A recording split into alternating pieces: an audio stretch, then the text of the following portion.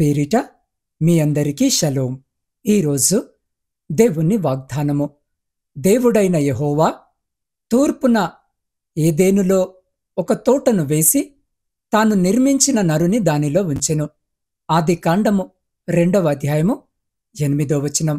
ప్రియ సహోదరి సహోదరులారా, ఈరోజు జీవాక్యము వినుచున్న మీ అందరికీ మన ప్రభువును ప్రియరక్షకుడైన యేసు క్రీస్తు మహిమగలిగిన నామమున ఈ నూతన దినపు శుభములను వందనములను తెలియజేయుచున్నాను.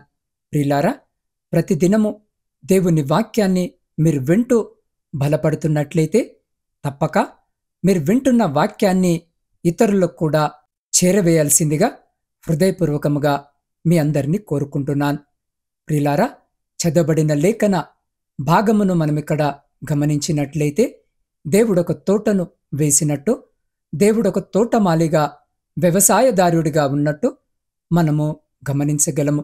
ఆయన ఒక తోటను వేసినట్టు కూడా చూశాం. అయితే దేవుడెందుకు ఆ తోట వేశాడు, ఆ తోట వేయడానికి గల కారణం ఏంటి అనేది ఈ యొక్క దిన వాక్య ధ్యానములో తెలుసుకునే ప్రయత్నాన్ని చేద్దాం. అయితే ఈ తోట ఎక్కడ ఉంది అని అంటే, ఏదెను అనే ప్రాంతములో దేవుడి తోటను వేశాడు అని ఈ యొక్క వాక్య భాగములో మనకు అర్థమవుతుంది. ఈ యొక్క తోట ఎక్కడుంది అనే దాని గురించి స్పష్టముగా తెలియకపోయినా ఇరాక్ ప్రాంతంలో ఈ తోట ఉందని కొంతమంది బైబిల్ పండితులు అభిప్రాయపడుతూ ఉంటారు. అయితే దీన్ని మనం అర్థము చేసుకునే క్రమంలో ఒక చిన్న పొరపాటు కొన్నిసార్లు మనము చేస్తూ ఉంటాము.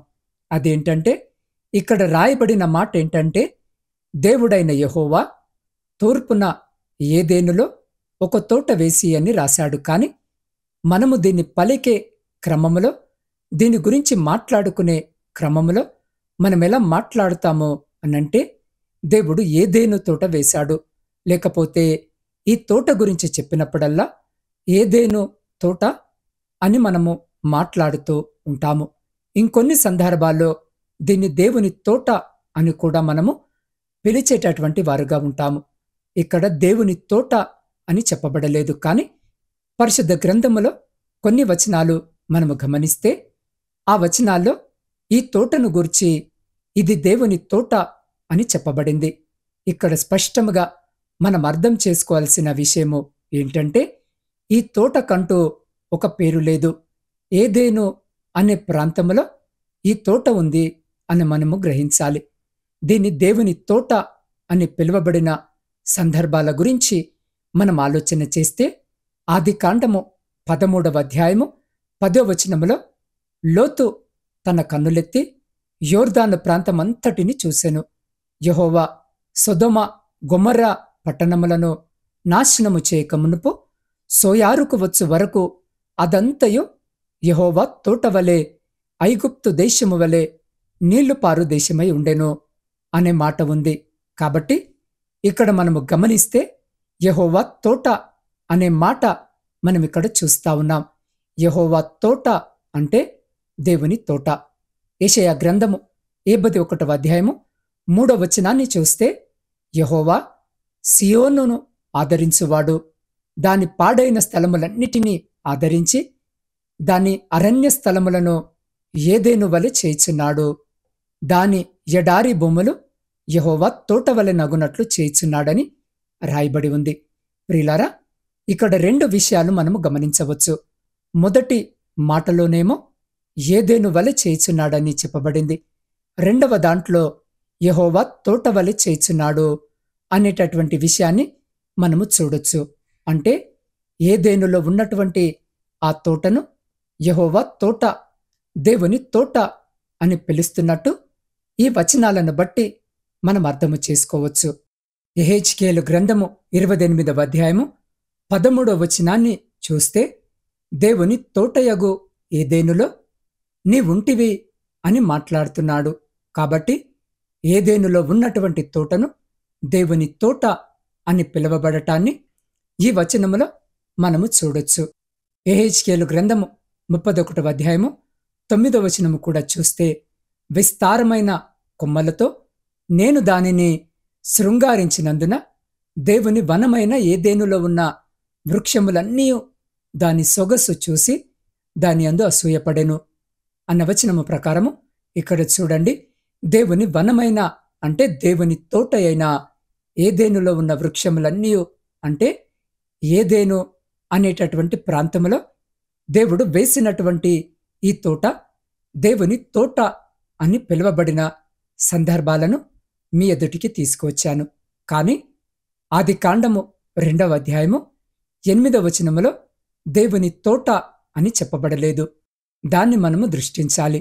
అయితే మిగతా సందర్భాల్లో ఏదేను అనేటటువంటి ఈ ప్రాంతంలో వేయబడిన తోట దేవుని తోట అని చెప్పబడటము మనకేమి తెలియజేస్తుంది అనంటే, దేవుని తోట అని చెప్పబడినప్పుడు, లేకపోతే ఒక మనిషికి సంబంధించి ఫలానా వ్యక్తికి చెందినటువంటి తోట, ఇది ఫలానా ఆయన తోట అని చెప్పినప్పుడు దాని అర్థము ఏంటంటే, ఏ వ్యక్తి పేరు మీద అయితే దాన్ని చెప్తున్నారో అది ఆ వ్యక్తికి సంబంధించింది, లేకపోతే ఆ వ్యక్తి దానికి యజమానుడై ఉన్నాడని అర్థము. అలాగే ఇక్కడ దేవుని తోట అని చెప్పబడింది అంటే దేవుడు దీనికి యజమాని అని మనం అర్థము చేసుకోవచ్చు. అయితే ఆదికాండము 2వ అధ్యాయము 8వ వచనములో దేవుని తోట అని ఉపయోగించబడకపోవటం మనకేమి తెలియజేస్తుంది అనంటే, దేవుడే ఆ తోటకు యజమానుడు అయినప్పటికీ ఆ తోటను దేవుడు మనుషుల కొరకు సిద్ధపరిచాడు అని చెప్పకనే ఆ వచనము మనతో చెప్తుంది. ఎందుకు దేవుడు ఏదేనులో ఈ తోటను సిద్ధపరిచాడో ఒక 4 విషయాలు నేను ఈరోజు మీ ఎదుటికి తీసుకొని రావాలనుకుంటున్నాను. మొదటి విషయము ఏంటంటే, దేవుడు ఈ తోటను సిద్ధపరిచింది దేవుని కోసము కాదు, దేవుడు ఉండటానికి కూడా కాదు. దేవుని కోసము ఆయన తోటను సిద్ధపరచుకోలేదు. దేవుడి తోటను సిద్ధపరిచింది మానవుని నివాసము కొరకు, మానవుని కొరకు దేవుడి తోటను సిద్ధపరిచాడు. కాబట్టి ఇంకో రకంగా చెప్పాలనంటే, దేవుడు తోట వేసి ఈ తోటలో మానవుణ్ణి ఉంచాడు, ఆదామును దేవుడు ఉంచాడు. ఈ యొక్క అంశాన్ని గురించి అద్భుతమైన వ్యాఖ్యానాన్ని ఒక వ్యాఖ్యాత చేశాడు. ఆయన వ్యాఖ్యానానికి సంబంధించిన కొన్ని విషయాలు మీ దృష్టికి ఈరోజు నేను తీసుకుని రావాలనుకుంటున్నాను. ఆయన చెప్పిన మాటలు ఎలా ఉన్నాయి అనంటే, దేవుడు ఆదాముని ఎక్కడ ఉంచాడు, ఆదాము కొరకు దేవుడు ఒక నివాసాన్ని ఏర్పాటు చేశాడు కదా. ఆ నివాసం ఎక్కడ అనంటే ఒక అంతఃపురములో కాదు. దేవుడు ఆదాము కొరకు ఏర్పరిచిన నివాసము బంగారు భవనములో కాదు. ఎక్కడుంది ఆ నివాసము అనంటే ఒక తోటలో ఆదాము కొరకు దేవుడు నివాసాన్ని ఏర్పరిచాడు. ఆయన మాటల్లో చెప్పాలనంటే, మనము పెద్ద పెద్ద భవనాల్లో నివసిస్తూ ఆ భవనాలను బట్టి గర్వించేటటువంటి వారముగా ఉంటాము. కానీ ఒక మనిషి తోటలో నివసిస్తున్నప్పటికీ కూడా చాలా సంతోషముగా ఉండగలడు అనేది ఆదాము యొక్క జీవితము ద్వారా మనకు అర్థమవుతున్న విషయము. ఇంకా ఆ వ్యాఖ్యాత చేసినటువంటి వ్యాఖ్యానములో ఆయన ఒక మాటను ఉపయోగించాడు. ఆ మాట ఏంటంటే, మనిషి పాపము చేసినప్పుడు లేదా పాపము చేసిన తర్వాత మనిషికి వస్త్రాలు అవసరమయ్యాయి. దానికి ముందు వస్త్రాలు లేవు. వారు దిగంబరులుగా ఉన్నా గాని వస్త్రాల యొక్క అవసరత వారికి లేదు. ఎప్పుడైతే మనిషి పాపము చేశాడో ఆ పాపంతో పాటే వస్త్రాలు వచ్చాయి. అదే రీతిగా గృహాలు ఏర్పడ్డాయని ఆయన వ్యాఖ్యానించే ప్రయత్నము చేశాడు. వాస్తవానికి దేవుడిక్కడ ఆదాముకు ఏర్పరిచిన ఈ నివాసము ఎలా ఉంది అనంటే, ఆదాముకు దేవుడు ఆకాశాన్నే పైకప్పుగా పెట్టాడు. అలాంటి పైకప్పు మనలో ఇంకెవరికైనా ఉందా? అంత గొప్ప పైకప్పు ఆదాముకుంది. బండలు పరుచుకోవటమో, లేకపోతే పాలిష్ రాళ్లతోటో, లేకపోతే ఒక గచ్చు లాంటి ఆ నేల అనేది ఆదాముకు లేదు. భూమే ఒక నేలగా దేవుడు ఆదాముకిచ్చాడు. తర్వాత ఆదాము ఒకవేళ విశ్రాంతి తీసుకోవాలనంటే ఏదైనా ఒక చెట్టు నీడకు వెళ్ళి చక్కగా ఆయన అలసిపోయినప్పుడు విశ్రాంతి తీసుకునేవాడు. ఆదాము భోజనము చేసే సమయంలో కూడా ఆయనకు భోజనాల గది లేదు. భోజనము చేసేటటువంటి భోజనశాల కూడా ఆయనకు లేదు. అన్నీ కూడా ఈ చెట్ల నీడలే అవే ఆయనకు పడకగది, ఆయన విశ్రాంతి తీసుకునేటటువంటి స్థలాలు. కాబట్టి ఒక తోటను దేవుడు మానవుని కొరకు సిద్ధపరిచాడు. ఇదంతా ఆశ్చర్యకరమైన విషయము. ప్రియులారా, సొలొమోను తనకున్నటువంటి వైభవము అంతటితో కూడా ఆదాముకు దేవుడు ఏర్పరిచినంత గొప్ప తాను ఉండలేదు అని మనము భావించవచ్చు. సో దేవుడు మనకు అనుగ్రహిస్తున్నటువంటి వాటిని మనం అర్థము చేసుకోవాలి. ఇక్కడ ఎందుకు దేవుడు తోటను సిద్ధపరిచాడు అంటే, మొదటి సంగతి మీ దృష్టికి తీసుకొచ్చాను. మానవుని నివాసము కొరకు దేవుడు మనము నివసించడానికి మనకు ఏమి ఇచ్చాడో ఇప్పటికీ కూడా గమనిస్తే, కొంతమంది వారికున్న చిన్న గుడిసెను బట్టి సంతోషముగా ఉంటున్నారు. కొంతమంది పెద్ద ఇంట్లో ఉండి కూడా ఇంకా నాకు పెద్ద ఇల్లు ఉంటే బాగుండు అని భావిస్తూ ఉంటారు. దేవుడిచ్చిన దాన్ని బట్టి కృతజ్ఞత కలిగి ఉండటము పక్కనుంచి, లేని దాని కొరకు మనము పోరాడేటటువంటి వారముగా, వ్యర్థమైన జీవపు డంబముతో కూడినటువంటి కోరికలను వెంబడించేటటువంటి వారముగా మన జీవితంలో ఉంటూ ఉంటాము. కాబట్టి దేవుడు మనలను ఏ స్థానములో ఉంచినా, కొంతమందికి ఒక గుడిసెను కూడా లేదు. ఆదాము ఏ విధమైనటువంటి రీతిలో ఒక తోటనే నివాసముగా చేసుకున్నాడో, చాలామంది ఇప్పటికీ అలాగే జీవిస్తున్నారు. వాటిని నివాసాలుగా, చెట్లే వారి యొక్క నివాసాలు, చెట్ల మీద వారు ఉండేటటువంటి వారుగా, చిన్న చిన్న గూళ్ళు కట్టుకొని ఉండేటటువంటి వారుగా ఉంటూ ఉన్నారు. కాబట్టి దేవుడు ఎందుకు తోటను ఏర్పాటు చేశాడు అనంటే, మానవుని నివాసము కొరకు. రెండో విషయము ఏంటంటే, దేవుడు మానవునికి ఈ యొక్క తోట ఎందుకు ఇచ్చాడు అనంటే, మానవుని యొక్క భద్రత కొరకు దేవుడి తోటను ఏర్పాటు చేశాడు. దీన్ని మనం అర్థము చేసుకోవడానికి ఆదికాండము 2వ అధ్యాయము 15వ వచనములో ఇలా రాయబడి ఉంది. మరియు దేవుడైన యెహోవా నరుని తీసుకొని ఏదెను తోటను సేద్యపరచుటకును దానిని కాచుటకును దానిలో ఉంచెను.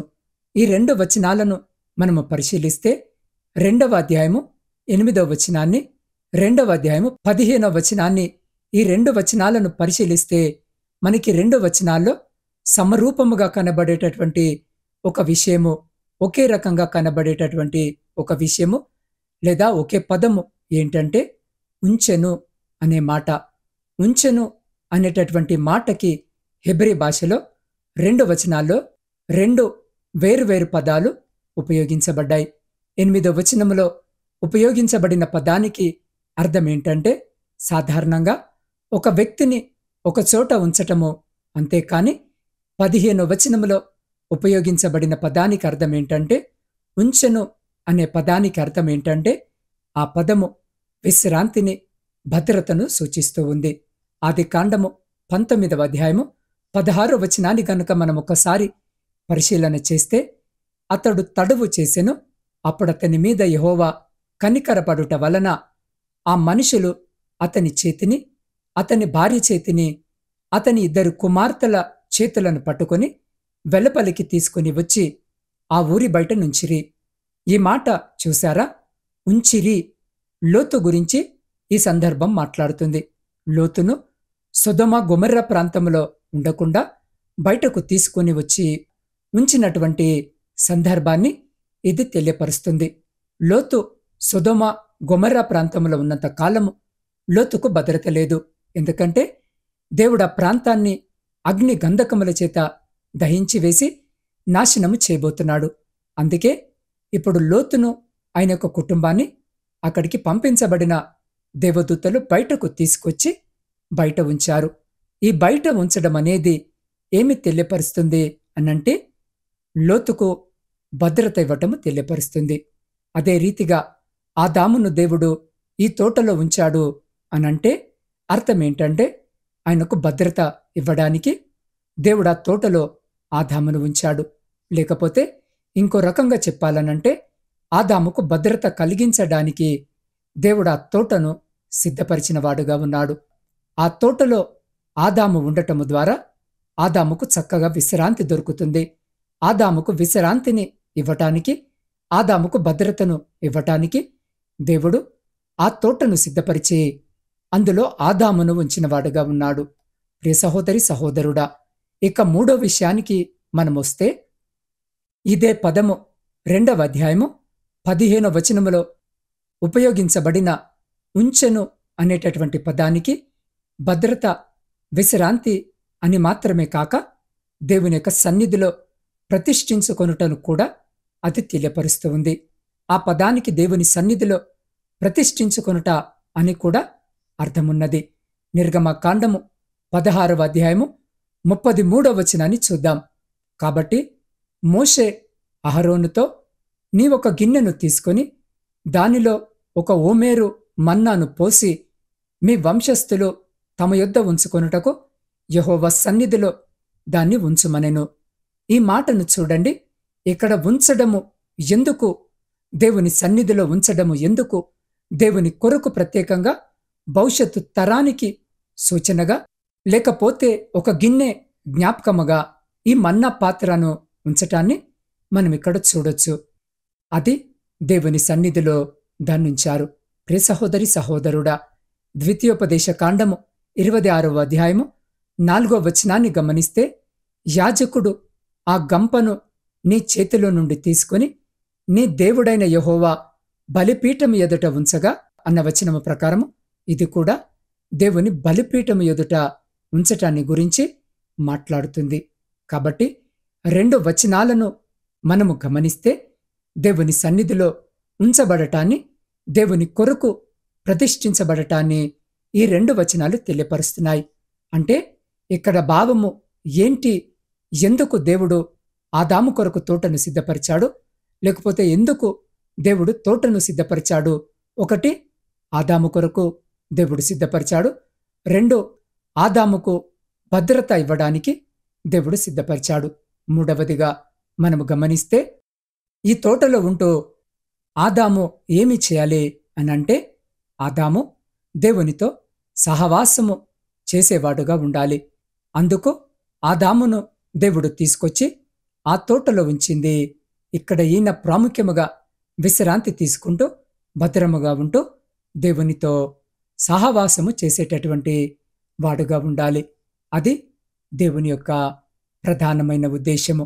ఆయన్ని ఆ తోటలో ఉంచడం వెనుక మనం ఆదికాండము 3వ అధ్యాయము 8వ వచనాన్ని కూడా గమనిస్తే, చల్లపూటను ప్రతిరోజు దేవుడు ఆదామును అవ్వను దర్శించేటటువంటి వాడుగా ఉన్నాడు. అంటే ఆ తోటలో వారుంటుండగా వారితో దేవుడు సహవాసము చేస్తూ ఉన్నాడు. కాబట్టి వీళ్ళిక్కడ పని చేయడానికి ఉంచబడిన, సేద్యము చేయడానికి, కాయడానికి ఉంచబడిన వారు వారి యొక్క జీవితంలో ఆ సేద్యము చేస్తూ, ఆ తోటను కాస్తూ, ఆ పనిలో కొనసాగుతూ దేవునితో సహవాసము చేసేటటువంటి వారుగా ఉండాలి. దేవునితో సహవాసము చేయడానికే ఆదామును దేవుడు ఆ తోటలో ఉంచినవాడుగా ఉన్నాడు. దానికంటే ముందుగా పని చేయడం కంటే, సేద్యము చేయడం కంటే, తోటను కావలి కాయడం కంటే ఆదాము మీద ఉన్న ప్రధానమైన బాధ్యత ఏంటంటే దేవుణ్ణి ఆరాధించడము, దేవునికి విధేయుడై జీవించేటటువంటి వాడుగా ఉండటము. ఇంకో రకంగా చెప్పాలనంటే, దేవుడు తనకు అప్పగించినటువంటి ఆ పనిని నెరవేరుస్తూ, ఆ తోటను సిద్ధపరుస్తూ, కాచేటటువంటి పనిని నెరవేరుస్తూ ఆదాము దేవుణ్ణి ఆరాధించిన వాడుగా ఉన్నాడని మనం అర్థము చేసుకోవచ్చు. కాబట్టి దేవునితో సహవాసము చేయడానికి ఆదామును దేవుడు ఆ తోటలో ఉంచాడు. ఇక 4వ విషయము ఏంటంటే, మానవుని యొక్క అవసరాలు తీర్చబడటానికి, లేదా మానవుని యొక్క సదుపాయాల నిమిత్తము దేవుడు ఆ తోటను సిద్ధపరిచాడు. మానవుని యొక్క ఆకలి తీర్చబడటానికి ఆ తోటలో ఉన్నటువంటి ప్రతి చెట్టును దేవుడు ఆదాముకిచ్చాడు. నీకు ఆకలి అయినప్పుడు వాటిని ఆహారముగా తీసుకొని తినమని ఆదాముకు దేవుడు తెలియపరిచినటువంటి వాడుగా ఉన్నాడు. ఈ 4 అంశాలను మనము గమనిస్తే, మొదటి అధ్యాయములో దేవుడు శక్తి కలిగినటువంటి సృష్టికర్తగా కనపడుతూ ఉంటే, 2వ అధ్యాయంలో దేవుడు ప్రేమగల సృష్టికర్తగా మనం ఆయన్ని చూడొచ్చు. ఆదామును దేవుడు ఎంతగా ప్రేమించాడో, ప్రేమించి ఆదాము కొరకు ఒక నివాసాన్ని, ఆదాముకు భద్రతను ఇచ్చేటటువంటి వెసులుబాటును, ఆదాముతో సహవాసము చేయాలన్న ఆలోచనను ఆదాము యొక్క అవసరతలన్నీ తీర్చబడే ఏర్పాటును దేవుడు చేసినవాడుగా ఉన్నాడు. అయితే ప్రియ సహోదరి సహోదరుడా, దేవుడు ఈ విధమైన ప్రేమపూర్వక కార్యాలు మన జీవితంలో చేస్తూ ఉండగా మనము ఆయనతో ఎలా ప్రవర్తిస్తూ ఉన్నామో, దేవుడు ఆదాముకు నివాసమిచ్చాడు, నీకు కూడా నివాసమిచ్చాడు. దేవుడు ఆదాముకు భద్రతనిచ్చాడు, నీకు కూడా భద్రతనిచ్చాడు. దేవుడు ఆదాముతో సహవాసము చేయాలని కోరుకుంటున్నాడు. ఈరోజు ఈ వాక్యము వినుచున్న నీతో కూడా ఆయన సహవాసము చేయాలని కోరుకుంటున్నాడు.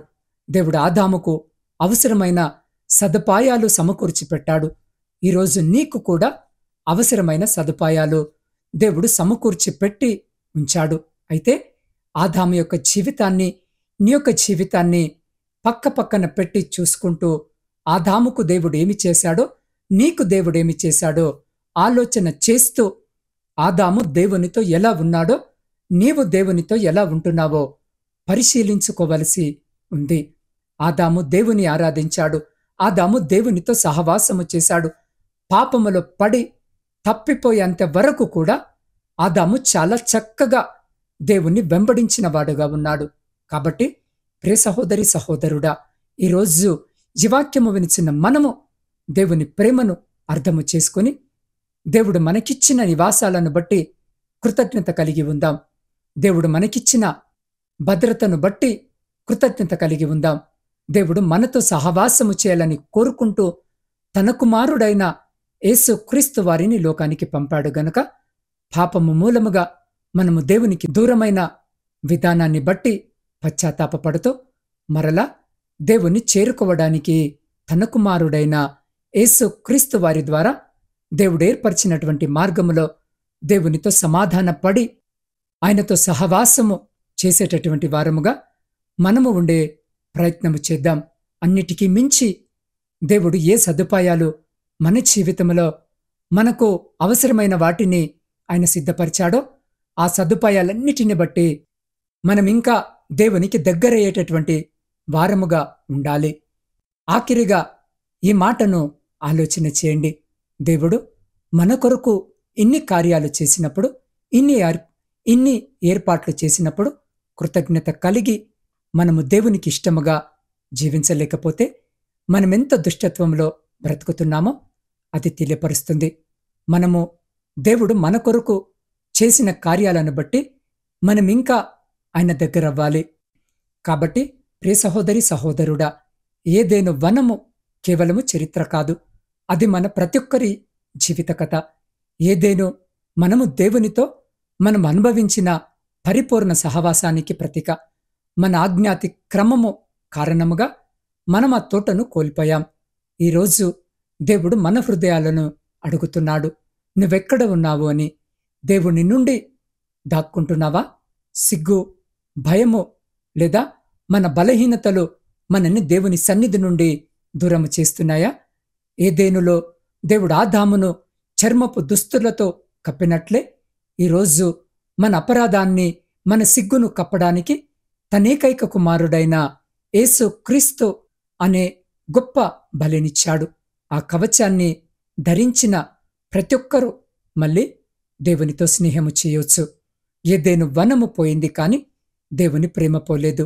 యేసు క్రీస్తు ద్వారా మనము పరలోకమనే నిత్య ఏదెనులోనికి ప్రవేశించే నిరీక్షణను పొందుదాం.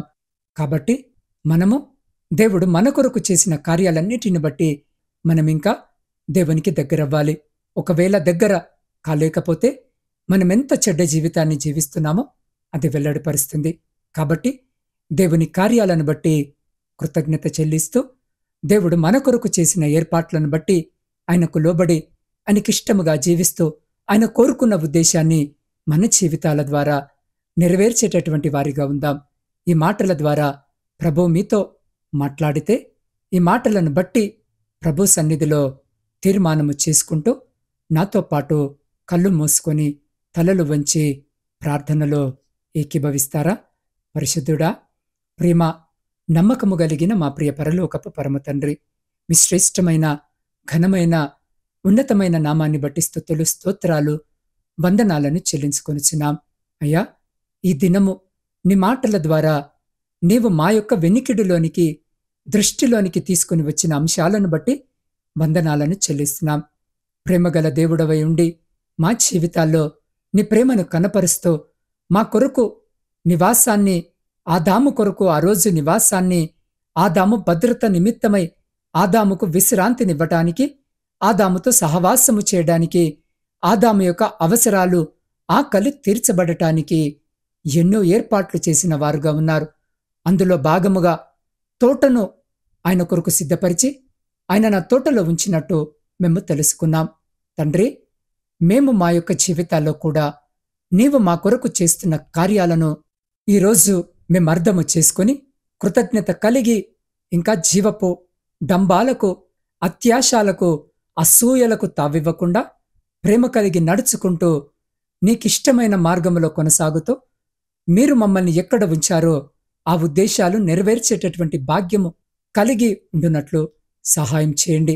అయ్యా, ఈ మాటల ద్వారా ఎందరైతే మీతో ఈ విధమైన సంబంధాన్ని ఏర్పరచుకోవాలని ఇష్టపడుతున్నారో అట్టి వారి జీవితాల్లో నీ కార్యాన్ని జరిగించి వారింకా నీకు దగ్గరయ్యే భాగ్యము దయచేయమని, ఈ వాక్య ప్రయాణములో మేము ముందుకు కొనసాగుతూ ఉండగా అనుదినము నూతనమైన సత్యాలు ఈ వాక్యము ద్వారా మాతో మాట్లాడమని నీ పాద సన్నిధిలో వేడుకొనుచున్నాం. దేవా, ఈరోజు జన్మదిన, వివాహ వార్షికోత్సవాలు జరుపుకొంచున్న ప్రతి బిడ్డ కొరకు ప్రార్థిస్తున్నాం. ప్రతి బిడ్డను జ్ఞాపకము చేసుకోండి. ప్రతి బిడ్డకు వినూతన దయాకిరీటము దయచేసి రాబోయే కాలమంతా కూడా సంతోషకరమైన కుటుంబ జీవితమును బిడ్డలకు దయచేయమని వేడుకొనుచున్నాం. దేవా, శారీరక, మానసిక బలహీనతలతో బాధపడుతున్న ప్రతి బిడ్డ కొరకు ప్రత్యేకంగా ప్రార్థిస్తున్నాం. ప్రతి బిడ్డను జ్ఞాపకము చేసుకోండి. బిడ్డలను ముట్టి శీఘ్రమైనటువంటి స్వస్థతను బిడ్డలకు దయచేయమని వేడుకొంచున్నాం.